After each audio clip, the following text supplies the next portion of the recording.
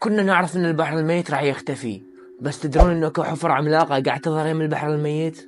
آلاف الحفر العملاقة ظهرت يم البحر الميت قبل أكثر من 30 سنة، ويواصل عمقها أكثر من 30 متر، وهاي الحفر من تظهر راح تبلع كل شي موجود فوقها وتنزل لي جوا، والسبب من يقل منسوب المياه، الأملاح الموجودة جوا المي كانت راح تقوم تذوب وراح تبتلعها التربة، فالأرض راح تتزحزح وراح تقوم تبلع شكو موجود فوقها. ب 2015 طلعت حفرة بلعت طريق كامل أخذته، وهاي الحفر مستمرة لليوم، والعلماء يسموها حفر الانهيار. تتوقع برايك شنو راح يصير للمنطقة إذا استمرت هالحفر؟ اكتب لي رأيك بالتعليقات، وفولو ولايك وباي.